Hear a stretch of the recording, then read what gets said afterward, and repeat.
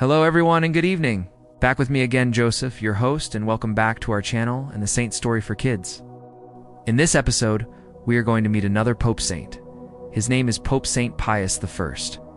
Pius I was the Bishop of Rome from year 142 his death, year 154, according to the Annuario Pontificio. His dates are listed as 142 or 146 to 157 or 161. Respectively.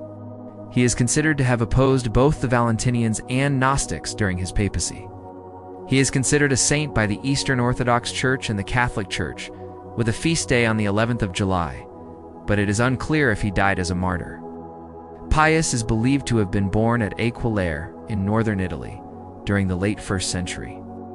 His father was an Italian called Rufinus, and according to the Liber Pontificalis, was also a native of Aquileia. According to the 2nd century Muratorian canon and the Liberian Catalogue, Pius was the brother of Hermas, author of the text known as the Shepherd of Hermas.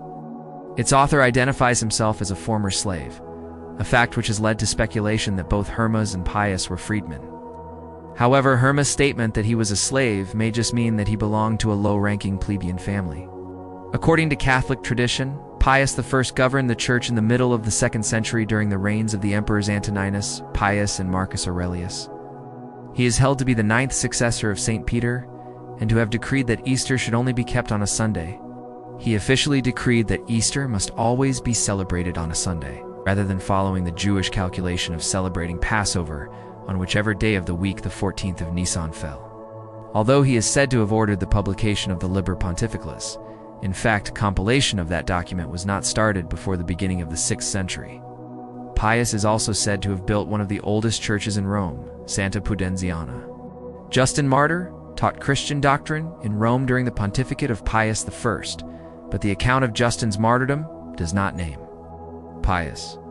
Given the brevity of the account, this is hardly remarkable. He aggressively opposed the Valentinians and Gnostics, who taught that the physical world was inherently evil and that salvation came only through secret esoteric knowledge. The heretics Valentinus, Cerdan, and Martian visited Rome in Pius' time, and he is believed to have excommunicated both groups. Martian of Sinope is a semi-Gnostic heretic who rejected the Old Testament and argued that the God of Israel was a different, inferior deity compared to the Father of Jesus Christ. Catholic apologists see this as an argument for the primacy of the Roman See during the 2nd century. There is some conjecture that Pius was a martyr in Rome, a conjecture that entered earlier editions of the Roman Breviary. The study that had produced the 1969 revision of the General Roman calendar stated that there were no grounds for his being considered a martyr, and he is not presented as such in the current Roman martyrology. Pius I's feast day is the 11th of July. In the Tridentine calendar, it was given the rank of simple and celebrated as the Feast of a Martyr. The rank of the feast was reduced to a commemoration in the 1955 General Roman Calendar of Pope Pius XII and the General Roman Calendar of 1960. The Roman Martyrology lists Pius I as a martyr who was killed during the anti-Christian persecutions under the Roman Emperor Marcus Aurelius.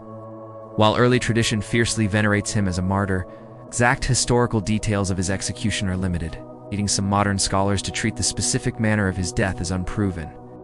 He was buried at the Vatican alongside St. Peter.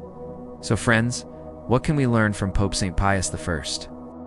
St. Pius I offers a powerful blueprint for navigating periods of intense cultural confusion and institutional division. His life demonstrates that a person's background does not dictate their capacity for leadership or spiritual greatness. Rising from the humble status of a former slave to the highest office in the early church, he proves that true authority is rooted in character and faith, rather than social class or privilege. This encourages modern individuals to overcome personal or societal limitations to fulfill their deeper purpose. Furthermore, his handling of the massive theological crises of the 2nd century provides a lesson in the necessity of intellectual courage and clarity. When faced with popular, persuasive heresies that threatened to distort the core message of Christianity, he did not remain passive or seek a compromised middle ground. By firmly excommunicating disruptive figures and publicly supporting thinkers like Saint Justin Martyr, Pius demonstrated that preserving truth requires both proactive defense and strategic partnerships. For people today, this highlights the value of standing firm in one's core convictions. Even when popular cultural trends lean toward rewriting foundational truths, finally, his administrative and liturgical decisions teach the practical importance of structure, unity, and tradition. By standardizing the celebration of Easter on a Sunday, he helped forge a shared identity across diverse, widespread communities that were previously fractured by local customs. His legacy reminds us that creating lasting peace and order within any community requires a delicate balance of firm boundaries against division, dedication to shared traditions, and an unyielding commitment to serving others despite personal risk. Now, friends, let us end our session today with a simple prayer inspired by the Pope St. Pius I. Dear Lord, grant me the grace to live this day with the quiet strength of St. Pius I. Help me to remember that my past or my social status does not limit my worth in your eyes.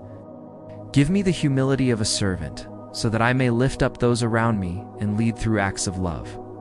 When the world around me is filled with confusion and shifting values, grant me the intellectual courage to stand firm in the truth. Teach me to guard my mind against harmful distractions and false promises, and give me the wisdom to speak clearly when my convictions are tested.